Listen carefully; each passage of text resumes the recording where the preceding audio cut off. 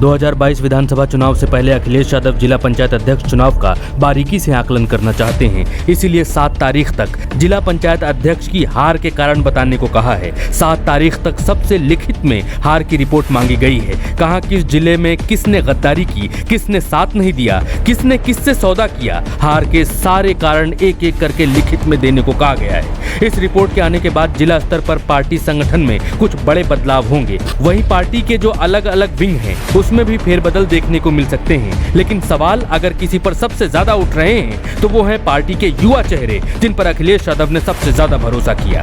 ये बात ठीक है कि बीजेपी की तरफ से प्रशासन ने चुनाव लड़ा, लेकिन विपरीत परिस्थितियों में ही बहादुर सिपाहियों को बहादुरी दिखाने का मौका मिलता है। लेकिन सारे युवा चेहरे फिसड्डी साबित हुए।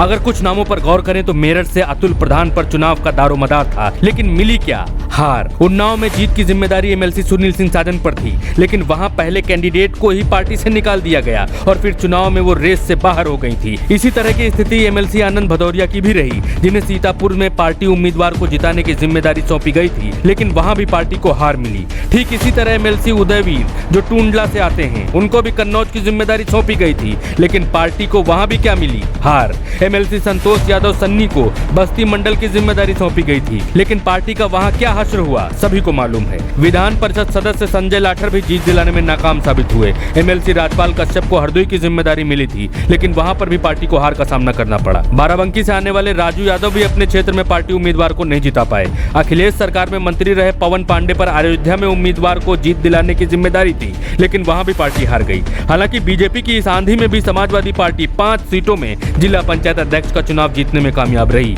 लेकिन इसके पीछे पार्टी के पुराने और अनुभवी नेताओं की भूमिका महत्वपूर्ण मानी जा रही है। जैसे बलिया में नारद राय और अंबिका चौधरी की जोड़ी ने कमाल करके दिखाया। इसी तरह आजमगढ़ में पूर्व कैबिनेट मंत्री दुर्गा प्रसाद यादव ने जीत की रणनीति बनाई।